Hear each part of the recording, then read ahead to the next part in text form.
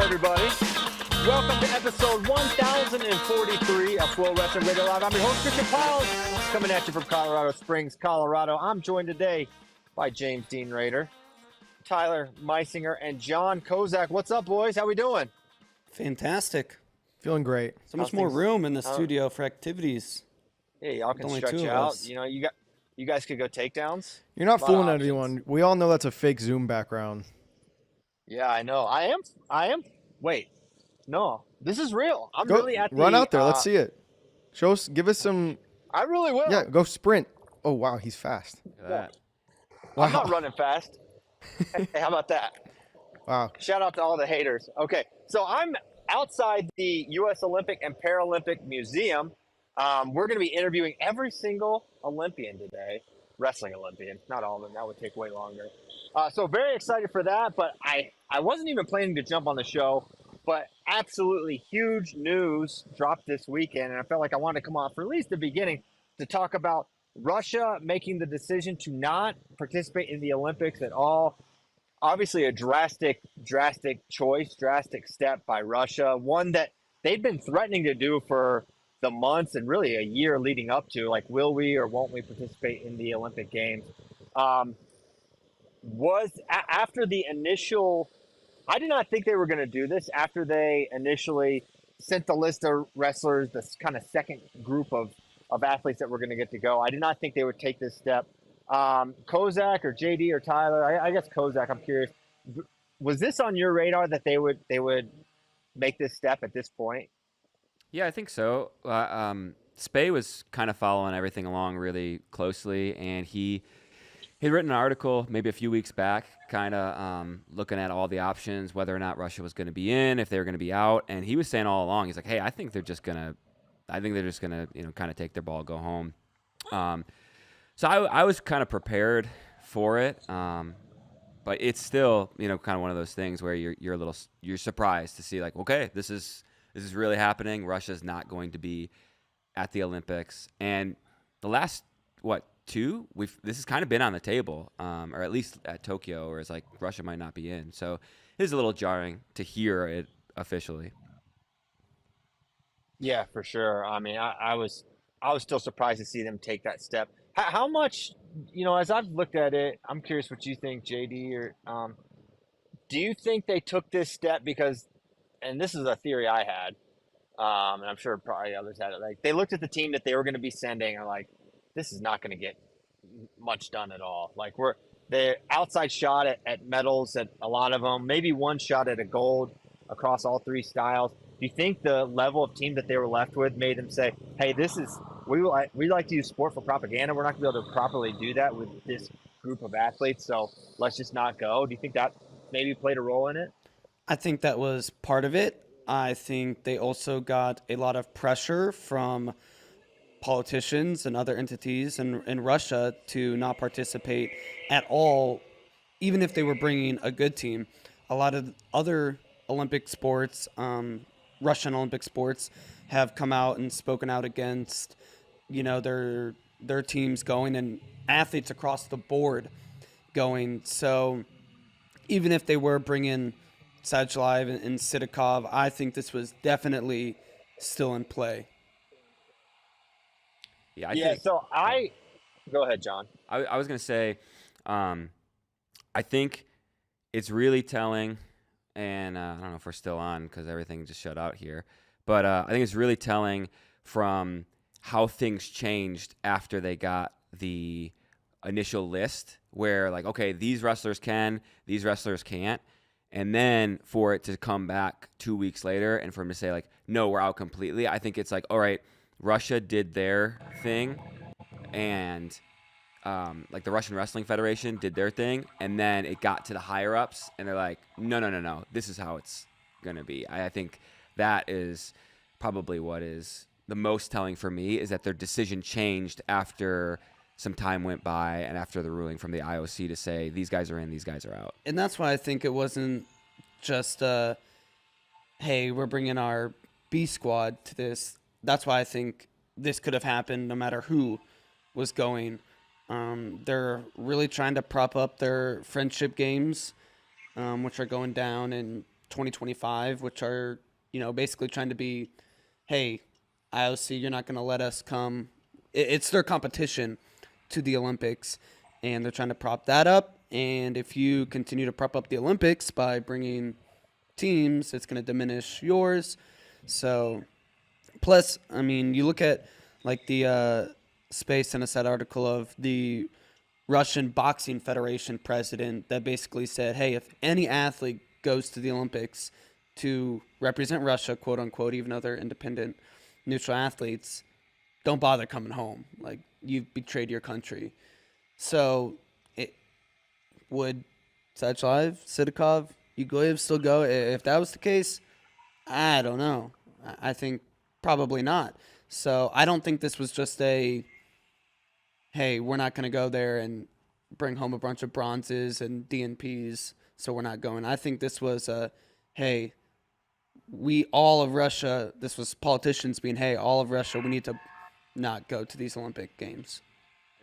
Well, Sachayev and them were already forbidden from entering. They Well, that's didn't what I even was have the saying. option to. It's really- Even if they got approved, that's why I don't think this was just a B squad. Hey, because we're sending the B squad decision. Well, I disagree. I think this was I think if politicians those guys coming got down. in, that would really surprise me. I think if they had like the vast majority of their guys, I think they would have gone. That's just what I Well, believe. I think Um, it was Russia's way of spiting the IOC for not allowing their top guys.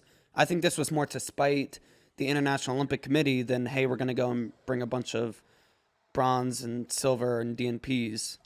Because it's across the board for a lot of their sports. And it's, hey, you're not going to let our athletes go, people who we think should go and represent us. Well, then we're not going to go. You don't get to have Yeah. you don't get to have us at all if we can't send who we want to send. Gotcha.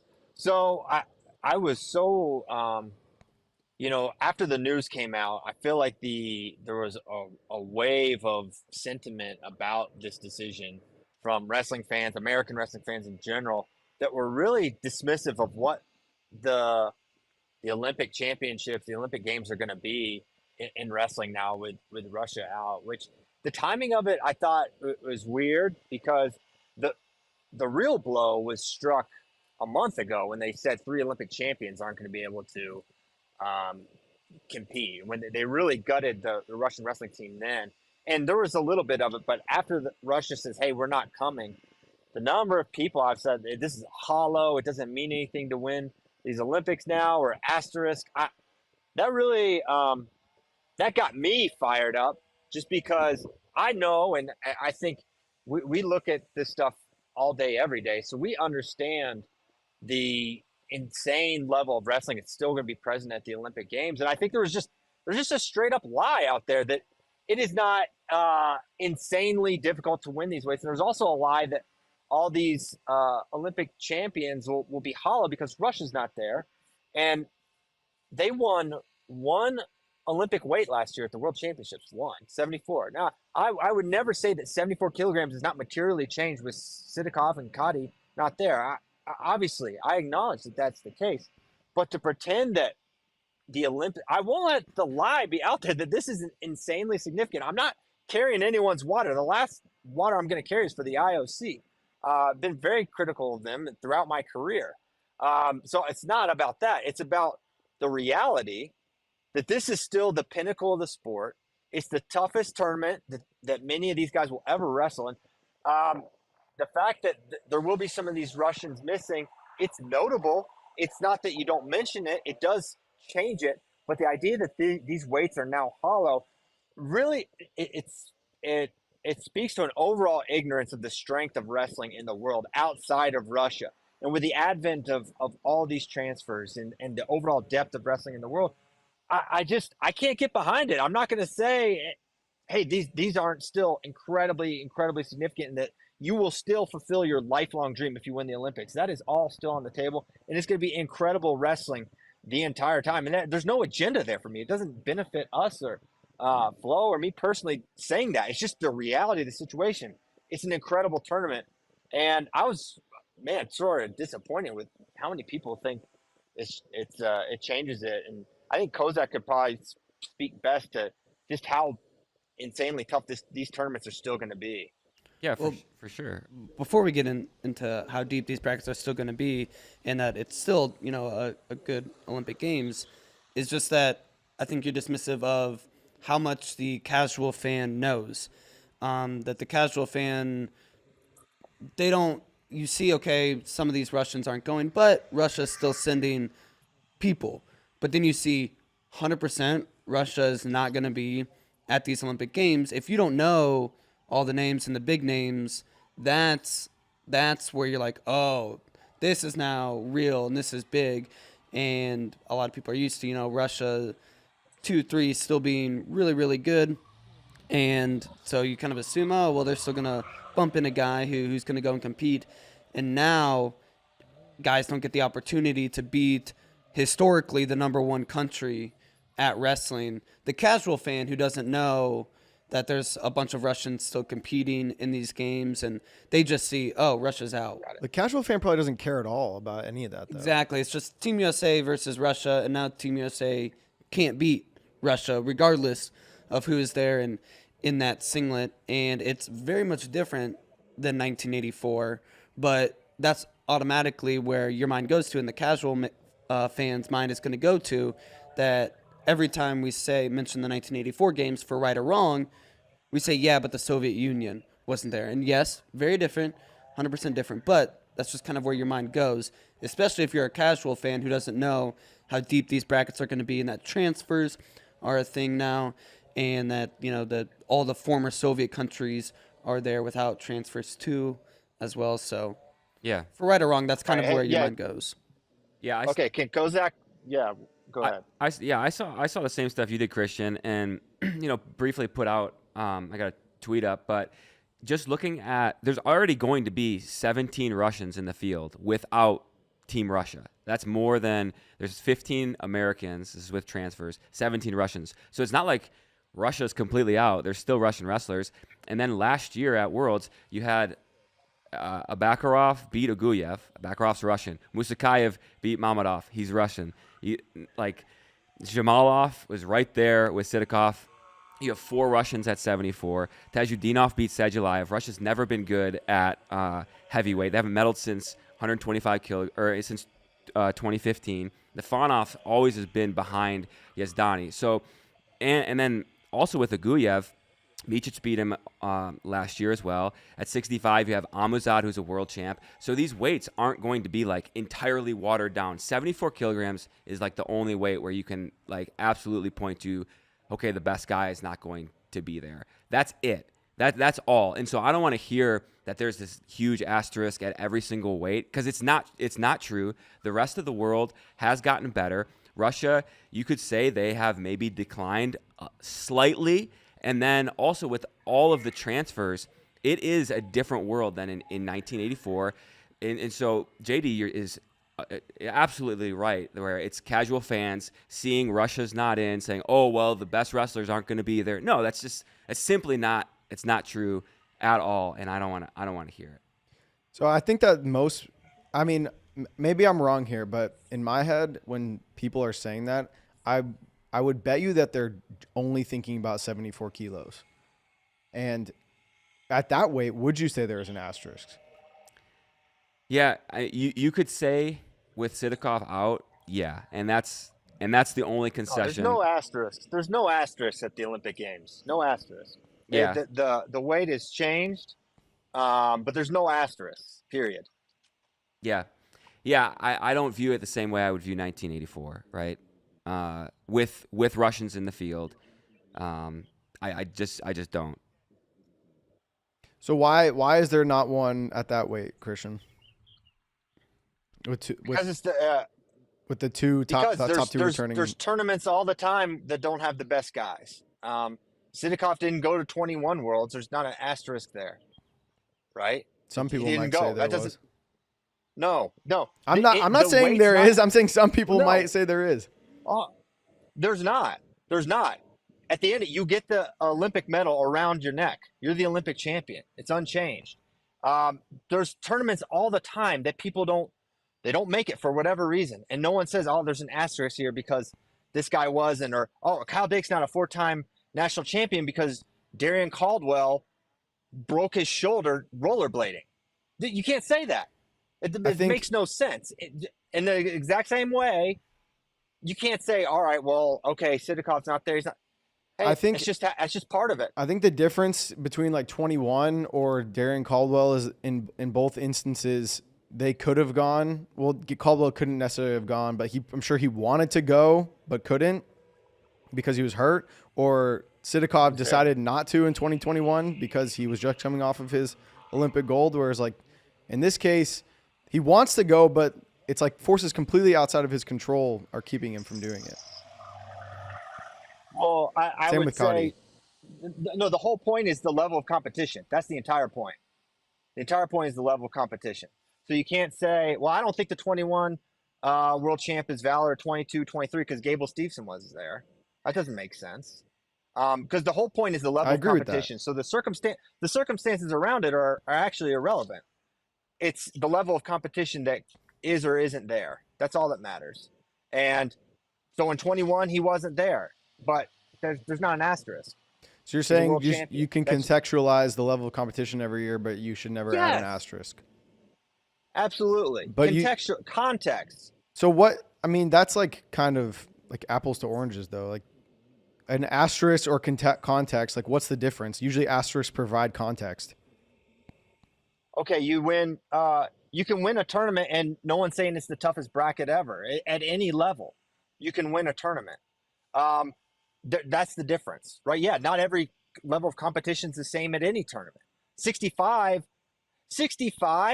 is so much tougher than 86 kilograms.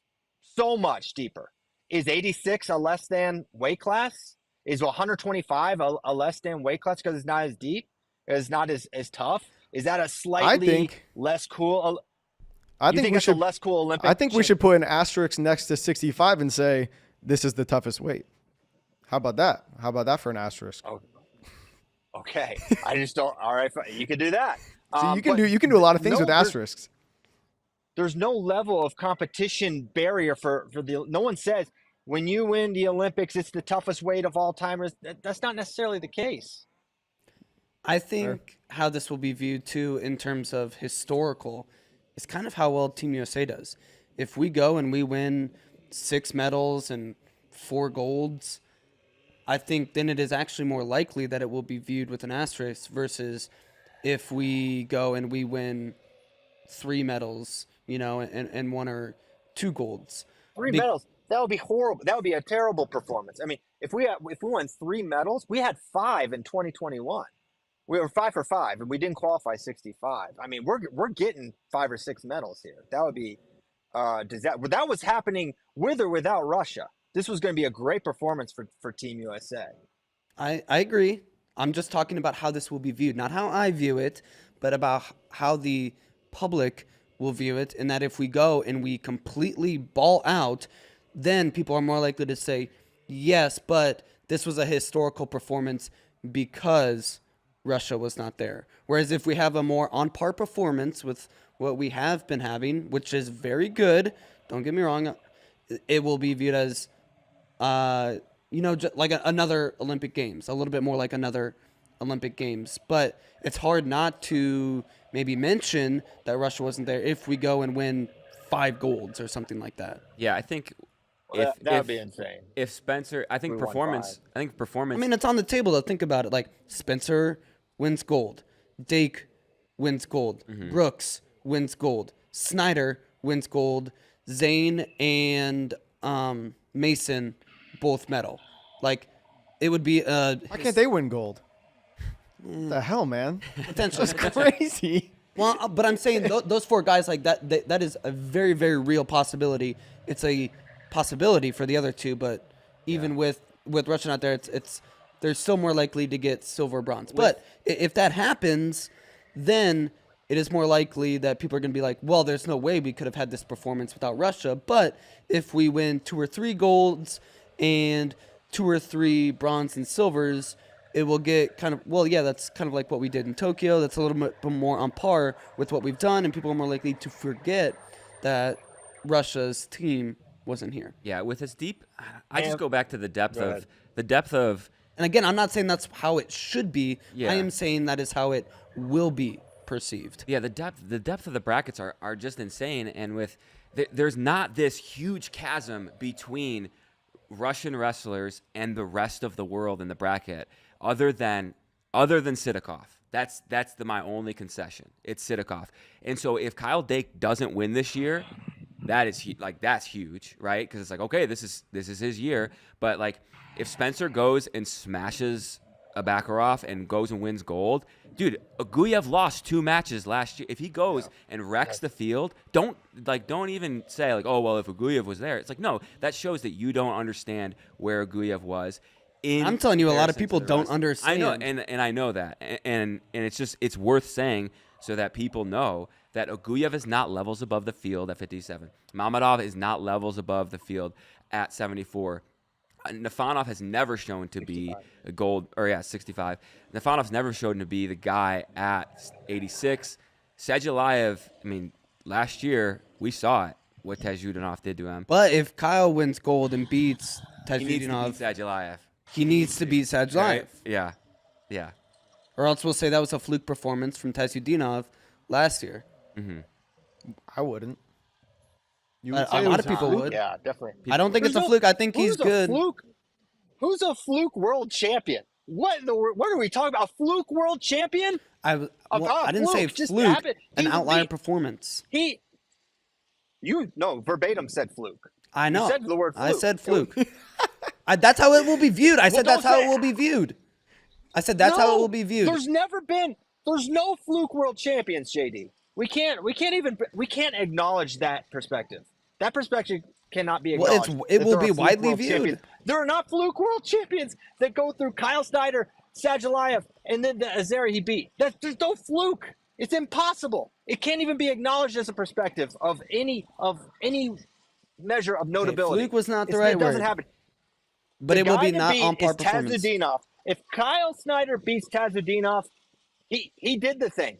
Correct. That's it. He doesn't have to beat Sajalayev because the guy to beat. All right, put it this way: if Taz wasn't there for whatever reason, and Sajalayev was, and Kyle wins the bracket, to me that would bring about a bigger question. If Snyder wins and he beats Sajalayev, that brings about a bigger question than the opposite. This guy buried Sajalayev. He quit the match. He teched Kyle Snyder. He steamrolled in the finals, won by fall. So that's the bar. Tazudinov is the bar. At 57 kilograms, Stevan Micic is the bar. At 65 kilograms, Hungary is the bar. Okay? 86, it's now Yazdani. Okay? So if he can beat Tazudinov, that is so significant and such a statement. And you made a video that's the pound for pound #1 guy. Wasn't that you, JD? I don't think I called him the pound for pound -- 1. I saw there's a video that said pound for I pound. said he's really #1 good though, with and he is Tazudinov. really good. So- I think he's the real deal. I think that was Spay. Okay, well, Spay made a video. Spay knows his stuff. He thinks he's the pound for pound #1. I wouldn't argue with him. Spay was you right beat the about- pound for pound pound for pound. Pound for pound. That's all the weights. He beats that guy, and you say, well, there's not a well. Kyle Snyder's the Olympic champion. That's all. And listen, it's uphill to do it. It's uphill. That guy is so good. I think you're not giving enough credit to Sajalayev being like a goat, and that him being not in the bracket. That like you're just acting like Tazudinov. I feel like 100% is going to beat him again. And the fact that if Kyle Snyder then beats Tazudinov, we'll say, yeah, but can Tazudinov run off a run like Sajalayev went on? That, like, I don't know if that's going to happen. I need to see it maybe one more time before I'm willing to say he's about to win the next 2 Olympics and never lose in between. Yeah, I mean, I'm not saying he's going to do that. I'm saying the statement he made. I mean, his senior level debut, compare it to Sajalayev's senior level debut. I mean, Tazudinov's was better and more impressive. And there's also the reality, Sajalayev can be a goat of goats. Indisputably, he is that. But there's also a period of time where you're just not that anymore. And we might be there with Sajalayev. We don't know for sure. We don't see him much. And he looked good at nationals and all that. But there's only a few guys where he can really measure himself, and Tazudinov's one of them. And last time he didn't measure up, and then he quit the tournament. Yeah, I don't think Taz after getting embarrassed. I don't think Taz has to do what Sadulayev did to prove that he is the bar for the weight class right now. I think Precisely. that if Kyle Snyder beats Tazudinov and wins Olympic gold, he is Olympic champion. He deserves it. He deserves all the praise, but there will be a large percentage of people who will then say, yes, but he would not be a gold medalist if Sadulayev was in this bracket. And if those people were listening to this show right now, what would you say to them? Would you tell them to think that? I would say that might be true, but we don't know. And we shouldn't knock Kyle Snyder for winning gold, for showing up when Sadulayev didn't. Like, he can't beat Sadulayev if he doesn't show up. He's the Olympic champion. He deserves the praise of an Olympic champion. But would he beat Sadulayev? I don't know. And I think it's fair to say that he might not have, because the past, 3 times they've wrestled, he hasn't been able to beat him.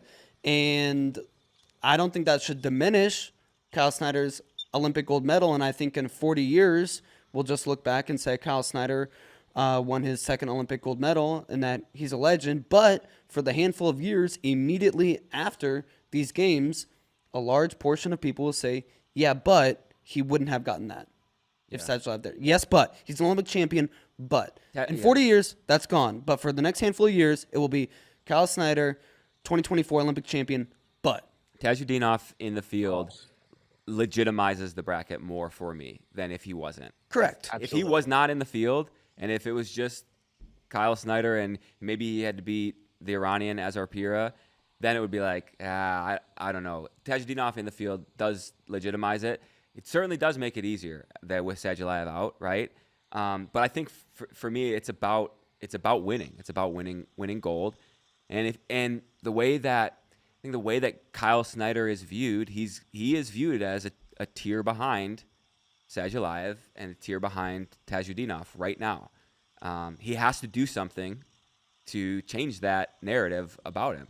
I think the same thing with Dake. He's going to be viewed one step behind Sidakov. And so I think for those two guys, you look at it and there's not much they can do, right? But with the other guys, I think if Spencer goes and blasts through the bracket, if Zane goes and wins, if Aaron Brooks beats Yazdani, are we saying, oh yeah, but Nafanov wasn't there? If Mason Paris goes and beats Zare, well, Kurbanov wasn't there, who Mason Paris teched last year for bronze at Worlds.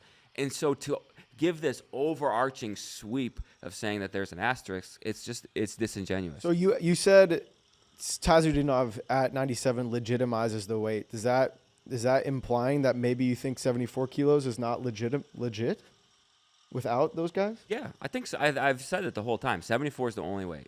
It's the only one where you can say. Kozak, Asterisks boy. Yeah, that's it. But it's not like 1984 because you can have a nuanced take, right? You can say. Not on Twitter, you can't. Yeah, but no, it is not to the level of where 1984 was because you have Jamalov there, you have Valiev, and you have Rasadin and Salkazanov. These guys have wrestled Sidakov very close. They've won tournaments that Sidakov has not won. They've beaten guys that have lost to Sidakov. And so that's why you can have it a talking point where you can say, yeah, I get it. I get that you might say there's an asterisk, but you could say there's not because of these things, because there's 4 wrestlers in here. There's 2 who have beaten guys in tournaments where Sidakov has lost. And so you can say that having that makes it way different than 84 and legitimizes the bracket as well. Yeah, I think we all agree. Maybe Christian does agree, but he's just stuck on the wording that generally there's no asterisks at all, but 74 kilos is not the same. Well, and I think whether you can say no, it doesn't deserve an asterisk, it deserves context. To me, those are similar things, but I understand the general premise of what everyone's trying to say. Well, I also think 97 and 65 aren't the same, quote unquote, either. 65 to me is like, bro, He was my pick for gold, though. Yeah, he was we all thought he was probably the best guy in the bracket, but like, So I think if you take the best guy, but dude, there's still so many guys that are like, I know, if you just I get agree. hot at that weight, you can be that's the guy. why I Like, think you are still an Olympic champion and you deserve all the praise. I don't think there's an Olympic asterisk champion. at 65 at all, though. Not at all. Well, I don't think there's an asterisk at any weight, but I think that's how it will be viewed. Yeah, I don't even think there would need to be added context. Like the returning world champ, the returning, other returning Oh, world wow, the bronze isn't there. Give me a break. The world bronze. Listen, they just wrestled the entire bracket in September, and he didn't win it. Yeah. They just did this bracket, and now Zane's in it and some other guys. They already did this bracket. He couldn't win it. So, hey, he's really good. A lot of people think he's going to win. I didn't. If you thought he was, yeah, maybe. He definitely is capable. But, man, it doesn't – it's a drop in the bucket. 74 significant, but 65, 57, yeah, not earth-shattering. Christian, how do you feel about the IOC's decision months ago to not allow a large portion of the Russian athletes to participate? I'm about transparency, and it all felt very opaque to me. I didn't get a full understanding of the why.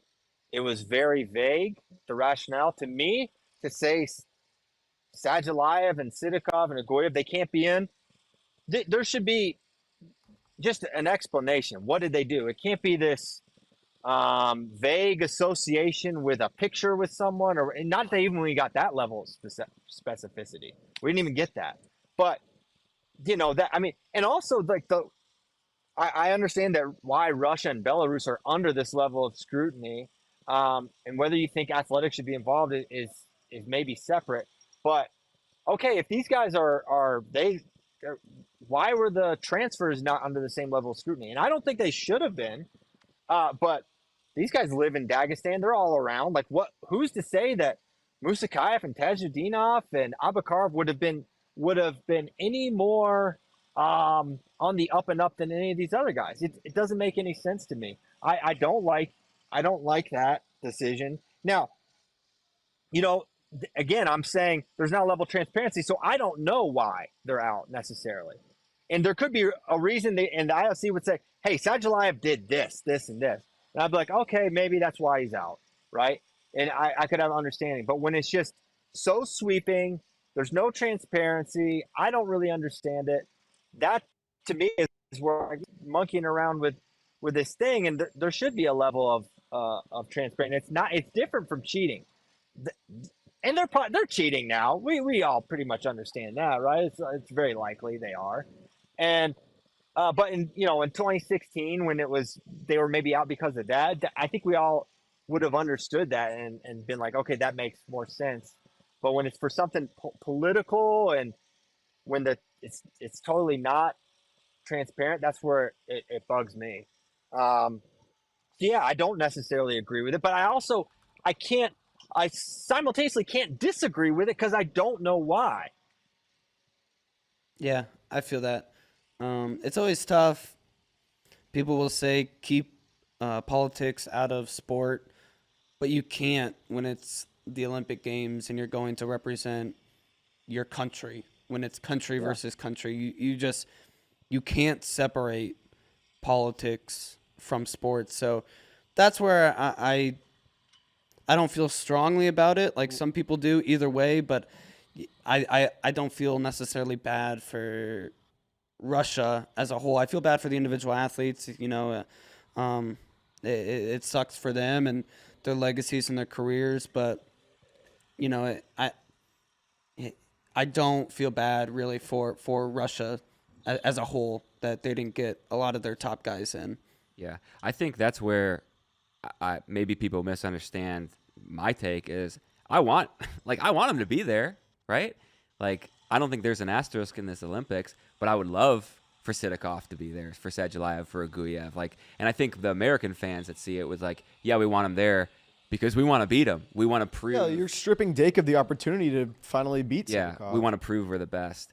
But I thought what was interesting is like even 2 years ago when they were first banned, and I found a tweet by Ryan Warner, and he like kind of put out there like unpopular opinion. I think Russian athletes should be allowed to compete. And like he got some heat for that.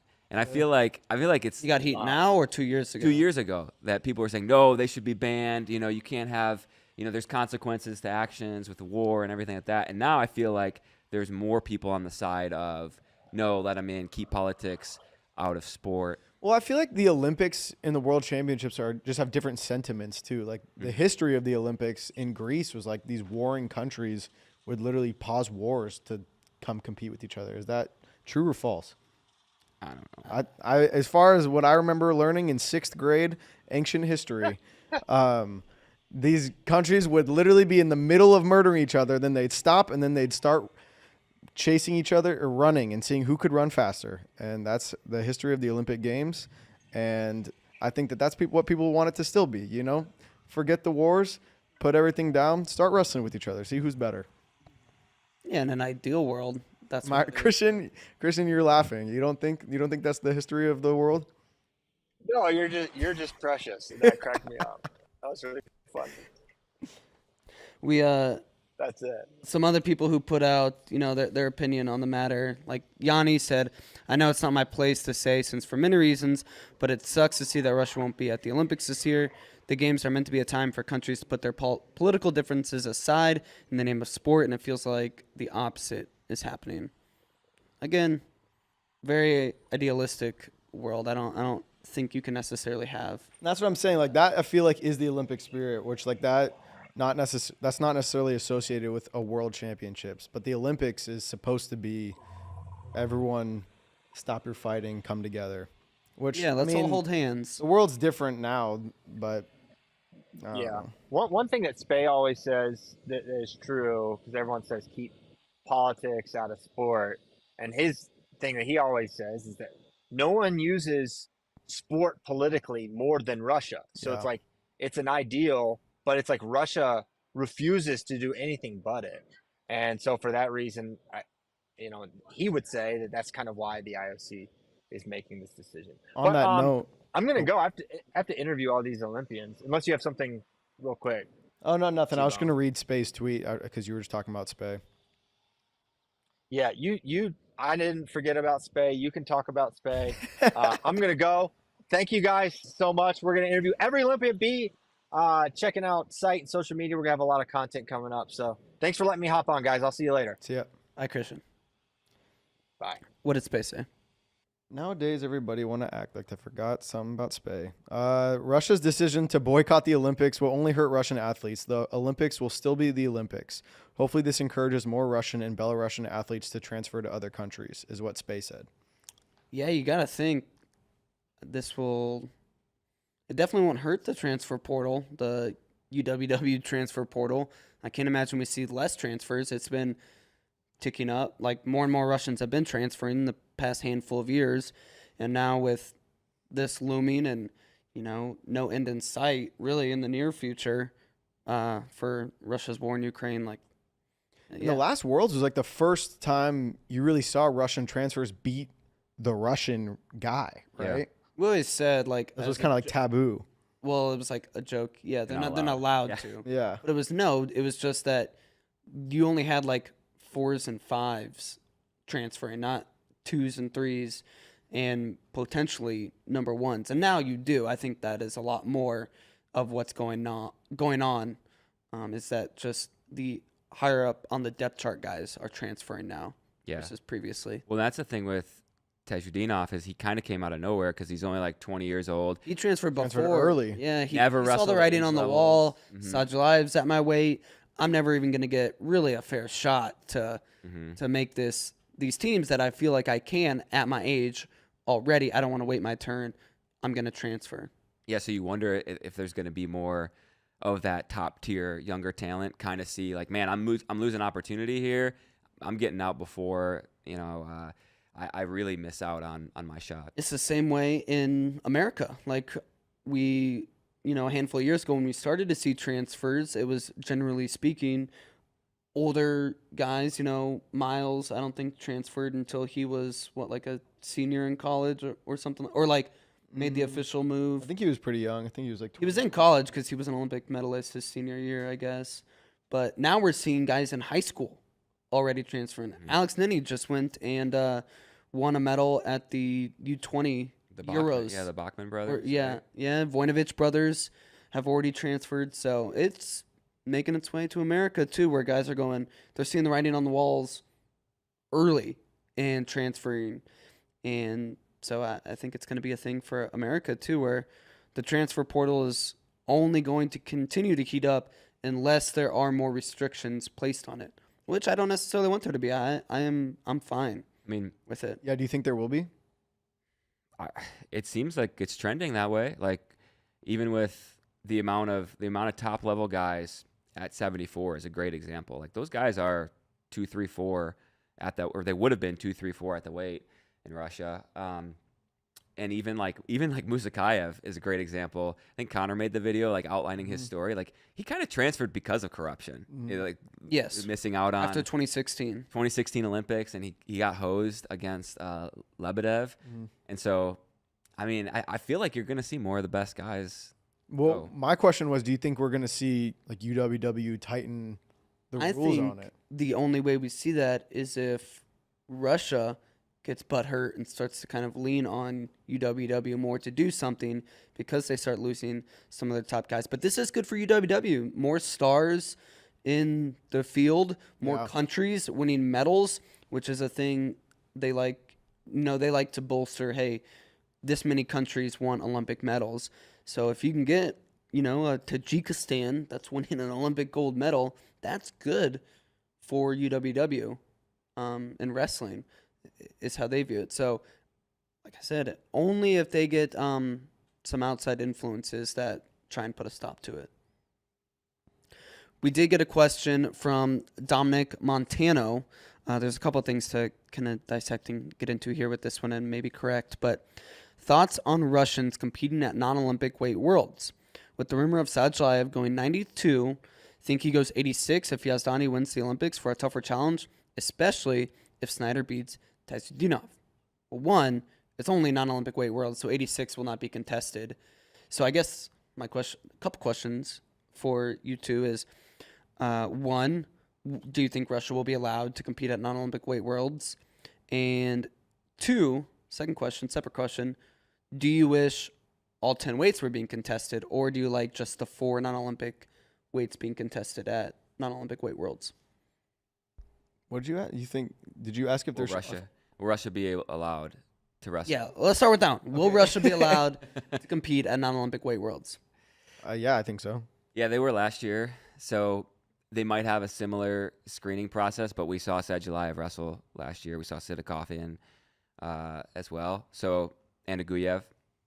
I can't imagine that they'll be out. UWW has gone through steps to ensure that Russia will be able to compete at World Championships the past couple of years, including moving the location of Worlds weeks before it is supposed to happen when Russians, their eligibility for visas to get into a certain country have been in question. So UWW has wanted Russia there. I don't think that will change this year. It will be, does the Russian Wrestling Federation still want to send their guys, which I think they will, because I think they are more angry and shaking their fists at the IOC and not UWW. Even after the initial decision not to allow all the Russians in, and a lot of the Russian athletes in, UWW recognized that was from the IOC. I believe in their official statement, they said UWW did what they could to help us out, and this was from the IOC. Yeah. I mean, I think we see him. I think we see Sadulayev, Aguyev at 61 if he can beat Abiskadze or somebody else. I think we see him. But I don't like having another Worlds right after the Olympics. I think, first of all, I don't think the athletes that wrestled at the Olympics, It's like in 2021 when a large portion didn't participate in the World Championships. Yeah. So then like that becomes a talking point rather than it just being about. You don't like having the non-Olympic weights, or you're just saying like a full tournament? A full tournament. Okay. I love non-Olympics. Yeah, I think it's awesome. But yeah, I don't like What's a bummer is hearing that Sidakov fully out of wrestling now, because I think it was a pipe dream that, okay, maybe Jordan Burroughs isn't done. Maybe he'll go back. Yeah. He'll make the team this year. Maybe he'll finally, like, he'll get to go out with a win over Sidakov or something like that at 79 kilos.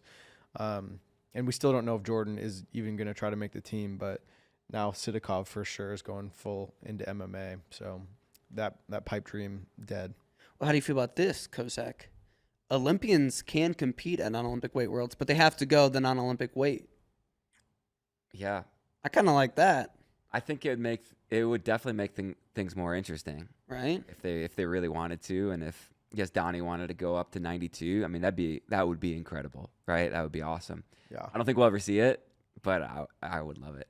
It'd be great. But, like, why not? Why wouldn't you allow a guy, if he could, I guess because in the spirit of it, it's like, well, theoretically, this is just completing, like, the Olympics. If we had 10 weights at the Olympics, these would be the other 4 weights, and you can't compete at 2 weights at the Olympics. But Does it, Olympians can compete, but did you still have to send enough guys to your continental to be able to go, or? well, Olympians can't compete at the. Oh, I thought you were non-Olympic just weight saying weights. that they could. No, that's what I was asking. Oh, you're Would saying you like that? Oh. As of right now, they I didn't cannot. think they could, but I was like, wow, this is information So, I'm just learning. So they yes, can't. like so. Aaron Brooks can't go compete at 92 Okay, kilograms. that's what I thought. In Albania in October this year. What about Matt Cherry's question? I think it's cool. What was Matt Cherry's question? He said, with no Russia at the Olympics, any chance we see American Olympic reps that win gold head to the Russian Friendship Games thing that they're hosting to prove they took on all contenders? I don't think so, because I don't think America will be too keen on, and a lot of countries too keen on basically supporting Yeah. Russia and Russia's decision to boycott the Olympics, and why they boycotted, which all comes back to Russia invading Ukraine, and it's more or less a support of that, whether it should be or not. Again, keep politics out of sport, but you can't. Russia's not going because of their invasion of Ukraine, so it's not necessarily supporting that decision, but in a roundabout way. I don't think that's you'll how see it could be Americans viewed. on Russian soil competing. And originally, those Russian Friendship Games were supposed to be this year, but they just announced within the past week that they moved them back to 2025. Oh, really? Yes, July 3rd that came out. There's no doping testing, is there, for those games? I have not read up on the doping regulations. I would assume they have some sort of doping Maybe regulations. I just made that up in my It head. might be done by RUSADA. So there's obviously a question surrounding the morality of that. But Where did you see it was going to be next year? I'll send you the article. Okay. Because the website still says September, but I trust you. It was a good source. But anyway, that makes me also nervous for the World Championships next year, and if Russia will even go to that, or if their politicians make them go all in on this and say, no, we're trying to make this a thing. They also said in this article that the administration that's putting this on said, oh, we've already gotten applications from over 100 countries to compete. It's like, come on, really? Yeah. I don't You think sure so. about that? I think it'll basically be Russia, Belarus, and some former Soviet countries that want to add in some medals and get in good graces. Well, JD, you're always talking about the Russian-Ukraine war. Like, so how many more months of that do we have I left? told you there's no end in sight in the near future. You can't put a timeline on it? No, I cannot. I thought you were an expert. Well, I mean, if you want to go war talk, No, I don't want to go war Uh, talk. Russia was doing quite well, but you know that big old package we're sending Ukraine should hopefully help them. But that will just continue the war. We're on sending them longer. just one singular large package. Yeah, it's a multi-billion-dollar package. So Sounds nice.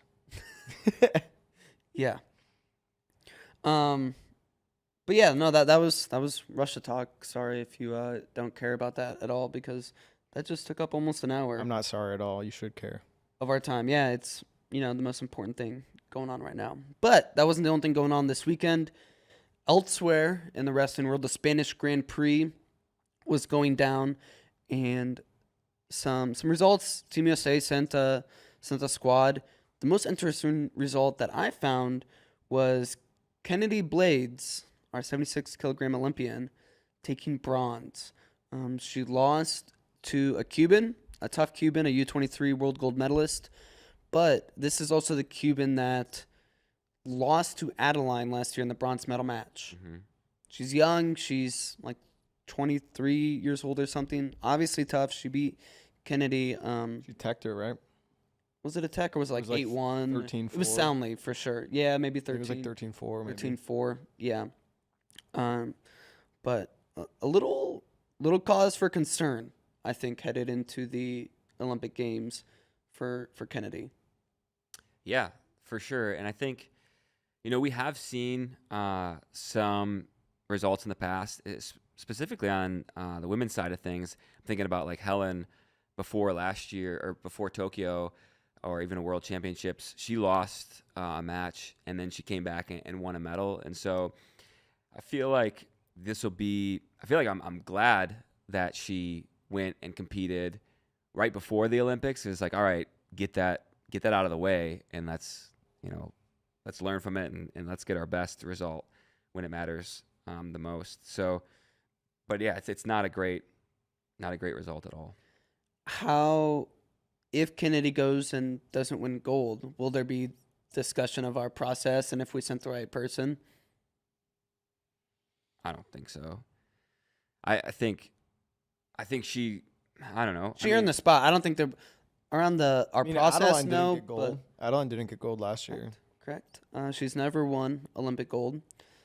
But I think there will be people saying we didn't send the right person, for right or for wrong. I think there will be people that say that. Some casual fans who just see Adeline's insane number of golds and Kennedy's lack of senior level experience. I'm sure there'll be people saying that, but I don't think they should.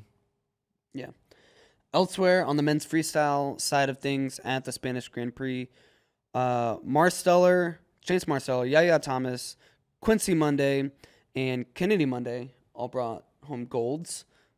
Also, so did Kylie Welker. Kennedy Monday's wrestling? Mm-hmm. Yeah. Hell yeah. Yep, and he beat a good French guy, a Chechen-born French guy who's decent. He didn't qualify for the Olympics this year. Kadjiev is his name, but Yeah, Kadjiev won world bronze back in the day, but then got it stripped for testing positive for banned substance. And then Kennedy also beat Lennox Woolek in the finals. it was like 12-9. Mm-hmm. Yeah, something like that. Yeah.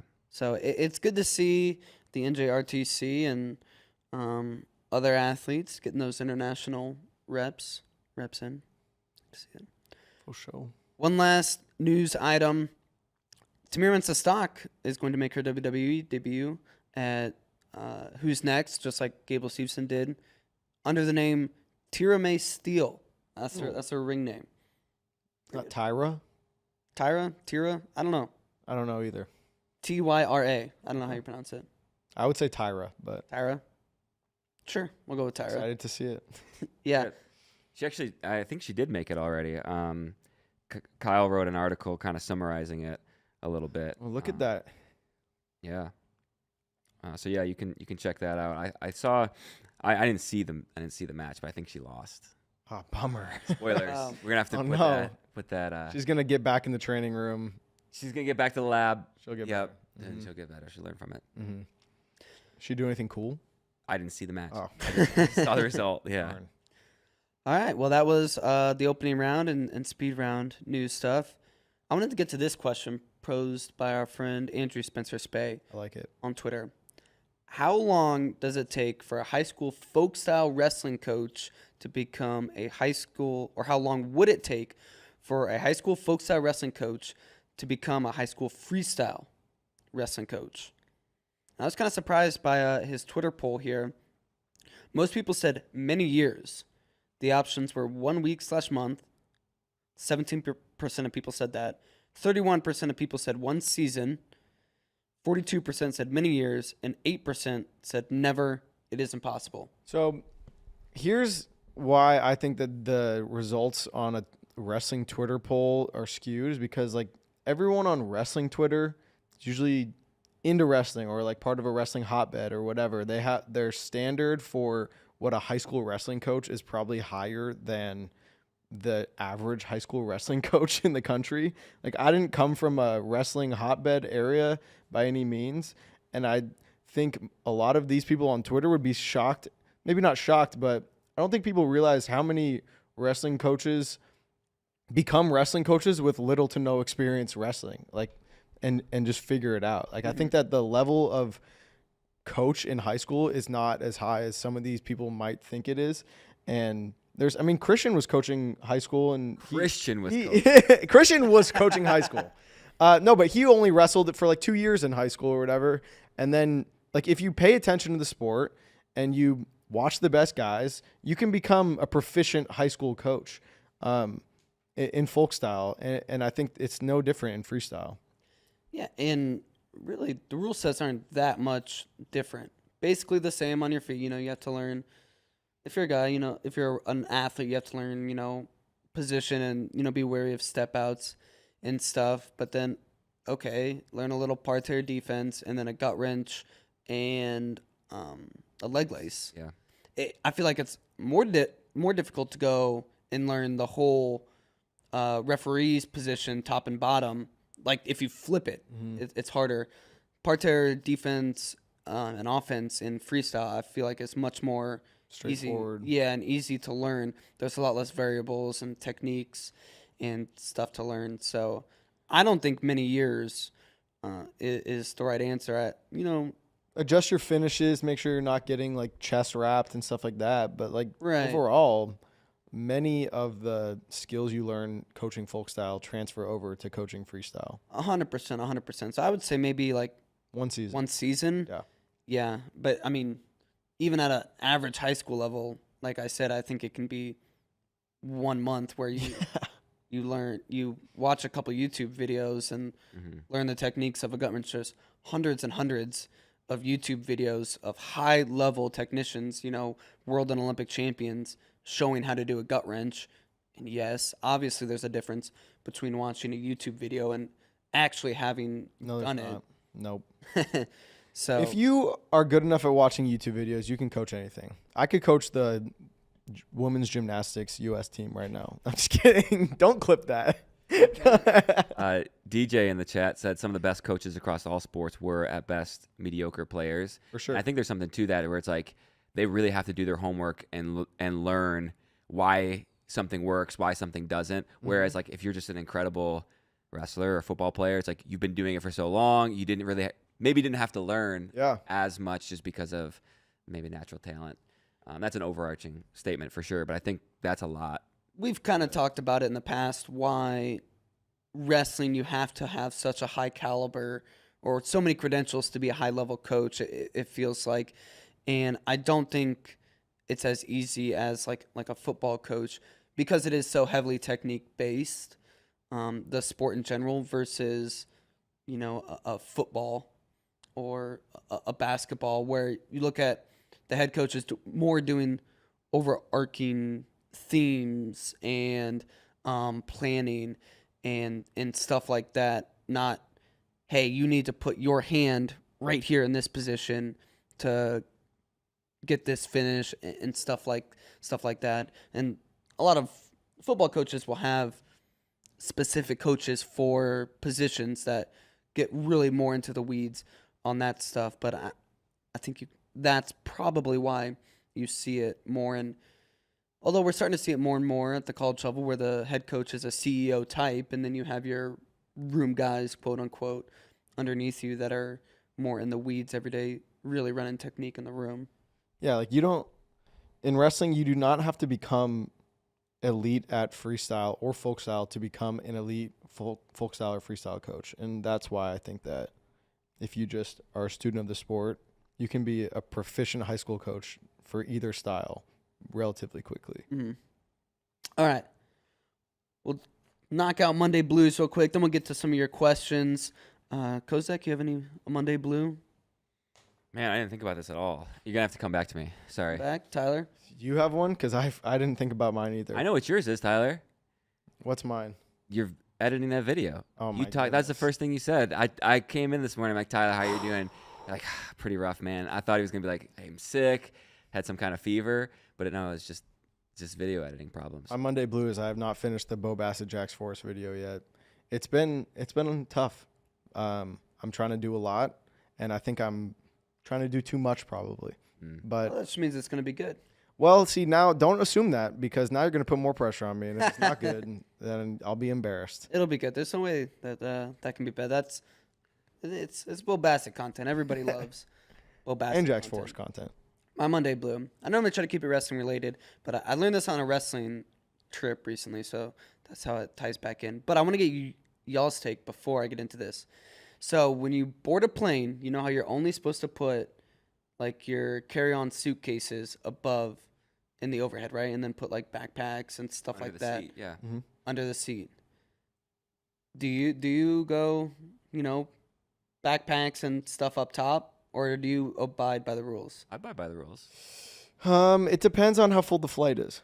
If it's not like a super full flight, I might toss my carry-on and my backpack up there. You walk in your group, 5. You're 4, 3, something like that. Early on, do you do it? You don't know how full flight. Not if I'm early. I won't do it. I'll just put it under my seat. There is a man who walks amongst us on this wrestling team who will go 2 all the time, no matter what. Andrew Spey. No, Dang it. Connor Petros. Connor Petros. He Really? doesn't care. Wow. He That's- literally said, "quote unquote, f him." F him. Because we're on a full flight. And we normally board kind of early. We fly a decent amount, so we're not normally group 9. And he'll just both of his bags. And that makes you blue on a Monday. Well, yeah, because I was just thinking. He's representative of our he's a team. he's a savage. Mm-hmm. And I will put my backpack below, and then if there's room You move it. up top, or if I'm like the last one to board and I can see I'm the only seat around and there's been space above, then maybe I'll go Yeah. 2 up top. But the savagery on this man. And so if you are one of those people, I also say shame on you. And he said screw the airlines. And I said, no, you're not. You're not screwing the airlines. You're screwing the people that then are forced to check their bags down the line.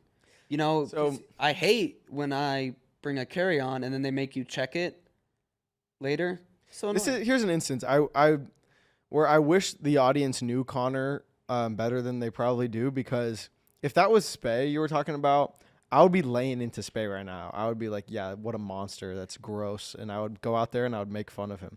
Because it's Connor, I'm just like, that's Connor, man. Like, that's just, you got to respect it when Connor does it. No, I don't respect it. Because then also, we had to sit and wait longer on this flight where he did this with me because people couldn't find overbed space. So then you get the people that have to like walk all the way down, put their bag up like 10 rows back, and then meander their way back, and we're sitting on the tarmac for forever. And I'm like, Connor, just put your... And I get it. I'm a small man, so it doesn't bother me as much. He's a little bit larger, and he goes, I need the leg room. Fair enough. Well, Fair then, enough. See, with Connor, other effort, pay for a check bag. And with put Connor, someone up I'm top. just like, fair enough, Connor. You do you. That's just how Connor operates. We live in a society. And the worst part is, the worst is when you see somebody with just like a purse or a small backpack and they're early and they put it up top. I hate it. If I had courage, I would stand up and make them put it down and say, "No, Shake their hand. You don't get to do that." But I don't have courage, so I Kozak. normally just let it happen and slide my feet under my backpack underneath. I'm gonna just go with Russia being out completely. It is sad. It is sad. Part of the reason why I love international wrestling is watching Russian nationals and Urigan, throughout the night and seeing how incredible they are. And so for them not to be in the Olympics, it is sad. I don't like it. Yeah. So maybe I had to think about it this weekend. How much time do we have left For what? for questions from friends? It's 11:06 right now. Oh my gosh, Yeah, we lots have of plenty of time. We're probably gonna end the show early. All right. All All right, this question is from Slink, and I'm gonna aim it towards you guys because I don't even really know how good Prime Haji was. I think who wins, Prime Haji, Aliyev, or 2023 Vito? It's a good question. Prime Haji was really good, but I think Prime Haji was day before 57 kg, not even 61. He was day before 61 too. Yeah. Mm-hmm. Mm. So he was a guy who really benefited, being able to cut a lot of weight. Or it's also hard to know because obviously he was younger Yeah. than when he was at those lower weights. He was really good at 61 too, but the run Vito went on last year was insane. And because he beat Abiskadzi, if he hadn't beaten Abiskadzi, then maybe there's still some questions out there, but Abiskadzi is one of the best 61 kilo guys I've ever seen in my lifetime. So that makes Vito one of the best, if not the best, 61 kg. And it feels like there was nobody stopping him on that run he went on last year. So I'm going Vito. Yeah, I'm going Vito too. I did go back and watch some 2014 Haji stuff just because that was the year it seemed like he was best at. And even just the way he kind of wrestled, he wasn't, he was, incredibly technical and could do some really special things, but I think like the speed and the length that Vito possessed last year was just like, holy cow, this is amazing. He did look unstoppable. So I'll go Vito, but it's probably just because I saw it in person. I got to experience it, and I just felt like it was like destiny. He wasn't going to lose last year. Yeah, you were on that wave for a while. You're like, he's gonna do it. He's gonna win. Yeah. I think you might have actually picked Abiskadzi in your I preview. did. I picked him in the funny. preview. But at Worlds, you were like, Vito's gonna win. I picked him in the preview, and then I got around Vito, and I was like, We didn't I'll think lose it.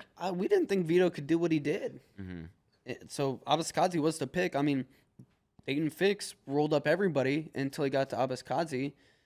So even going into that match, I was like, yeah, but we might have another Dayton Fix run here. I was like, yeah, maybe not. This is definitely a match now, but yeah, that was insane. It was just so funny because as soon as we were in Serbia, Kozak was just like, Vito's gonna do it. Like even after you made that prediction. All right. This question from Joseph Floyd: if Nolf makes a decent amount of money in grappling, how likely is it that he steps away from wrestling entirely? If he stays, will Mitchell have the same issue making the team that Dake did with Jordan in the way? I think there is a decent chance Jason Knowles sticks with grappling. In terms of money won from events, there is a higher likelihood that he wins more money in grappling. Now, I feel like there's more money in just staying at the Nittany Lion Wrestling Club. well, that's what I was getting to. Sorry. I don't know outside, like, will he have less sponsorships? Will he have more sponsorships? How do other grapplers get money besides just winnings and sponsorships?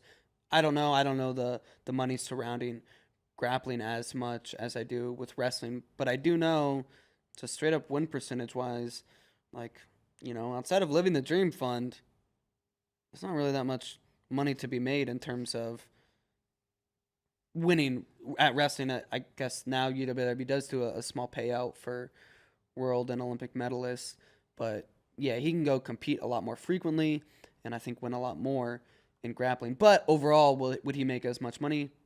I don't know, but he has shown a high interest in it. He can do it a lot longer. If he has any interest in MMA as well, he might, do grappling while you can do grappling while at a high level and train MMA. I feel like at a better, at a higher rate of likelihood of success than you can. I think if he wants to be the best in the world and maximize his revenue wrestling, he has to go all in on wrestling. So it seems like he's entertaining other things. The question that this question sparks in me is just, if Dake retires this year, what does 74 kg look like after that? Does Mitchell just take over the reins, or? Well, I think one David Carr is going to be there, and Keegan O'Toole. So I feel like Mitchell is in that tier. So there's not the final boss of a Jordan. I forgot about Carr and Keegan just because neither of them could wrestle at the trials.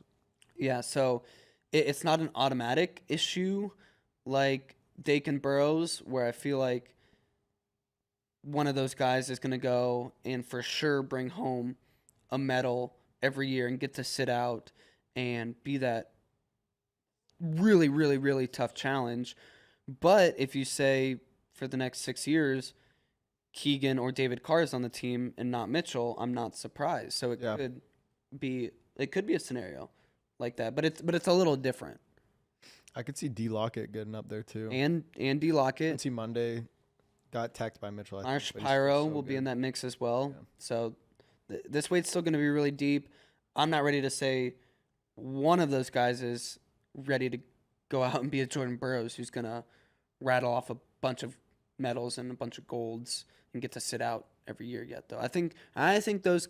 I'm not sure if one of those men will separate themselves from the rest of the pack like Jordan Burroughs did for those 6 years. Do you think one of those guys are ready to take over that spot for the U.S. though, and be like a consistent medal threat? Well, I think if you win that spot, you're automatically a medal threat just because of the success we've seen of those guys domestically and internationally.